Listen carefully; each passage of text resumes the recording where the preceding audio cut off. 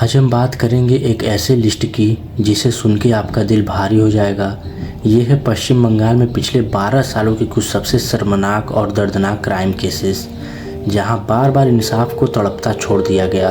2011 से ममता बनर्जी की तृणमूल कांग्रेस टीएमसी बंगाल में सत्ता में थी। इस पूरे वक्त में कई ऐसे केसेस देखने को मिले जो देश को झकझोर दिया। आज हम फैक्चुअली देखेंगे क्या हुआ, कब हुआ और क्या इंसाफ मिला। फरवरी 2012 पार्क स्ट्रीट रेप केस। एक महिला पार्क स्ट्रीट नाइट क्लब से निकली, चलती कार में उसका गैंगरेप हुआ। सबसे बड़ा धक्का, ममता बनर्जी ने खुद इस केस को फैब्रिकेटेड कहा, यानी विक्टिम को ही झूठा बता दिया।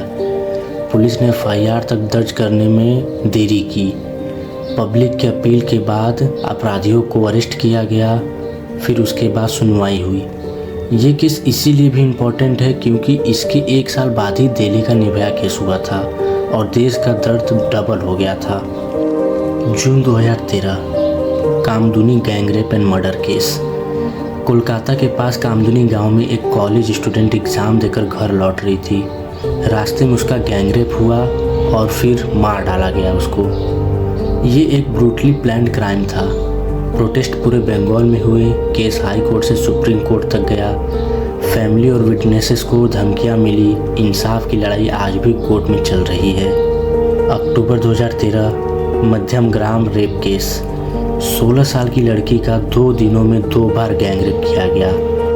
जब उसने क्राइम रिपोर्ट किया, टीम और उसके परिवार को धमकियां मिली। इसके बाद वो लड़की मिस्टीरियस सर्कमस्टांसेस में मारी पाई गई। ये केस विक्टिम साइलेंसिंग का एक दर्द बड़ा एग्जाम्पल है जो कि हम कभी भी नहीं भूल सकते।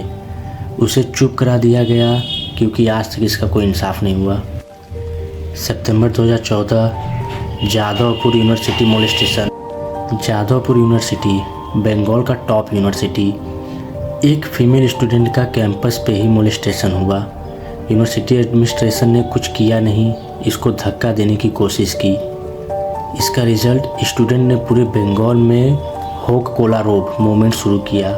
ये मूवमेंट इतना बड़ा हुआ कि एडमिनिस्ट्रेशन को फाइनली जवाब देना पड़ा। स्टूडेंट्स ने प्रूव किया इंसाफ के लिए आवाज़ उठानी पड़ती है। ऐसे बहुत सारे केसेस हैं जिन्हें अभी तक इंसाफ नहीं मिला है।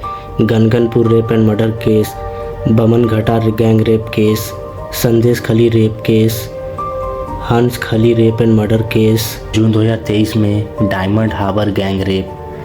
साउथ के 24 परगनास के डायमंड हार्बर में महिला का गैंग रेप, जो कि टीएमसी एमपी अभिषेक बनर्जी का कंस्टिट्यूएंसी है। अपोजिशन ने इस केस को पॉलिटिकली टारगेट किया। लोकल प्रोटेस्ट हुए, कॉल ऑफ स्ट्रिक्ट एक्शंस हुए। केस ने फिर भी बंगाल में वुमेन सेफ्टी की बड़ी सवाल उठाए। अब बात है अगस्त 2024 की। आरजी कर medical college rape and murder. Kolkata के आरजी कर मेडिकल कॉलेज में एक जूनियर डॉक्टर का रेप और मर्डर हॉस्पिटल के अंदर ही। जहां पे सबकी ज़िंदगी बचाई जाती है, वहीं पे किसी की इज्जत लूटी गई। पूरे देश के डॉक्टर्स ने प्रोटेस्ट किया, कैंडल मार्चेस हुए, सोशल मीडिया कैंपेन्स चले। कलकत्ता हाई कोर्ट ने सीबीआई इंक्वायरी का ऑर्डर दिया। सीबीआई इन्वेस्टिगेशन करेंटली और भी चल रही है। ये केस 2024 का सबसे बड़ा क्राइम कन्वर्सेशन बन गया, कंट्रोवर्सी बन गया और इंटरनेशनल मीडिया तक पहुंचा। अब सवाल ये उठता है, क्या बीजेपी आने से ये सब बंद हो जाएगा? दोस्तों, ये इतना सिंपल नहीं है। क्राइम किसी भी पार्टी के राज में होता है, यूपी में भी, राजस्थान में भी, एमपी में भी।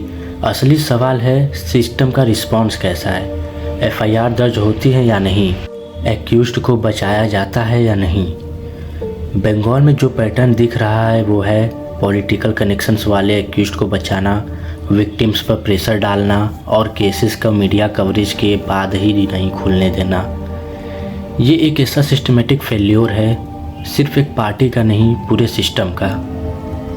कोई भी पार्टी आए, इंसाफ तभी मिलेगा जब पुलिस न्यूट्रल हो, जुडिशरी स्ट्रांग हो और पब्लिक जागरूक हो।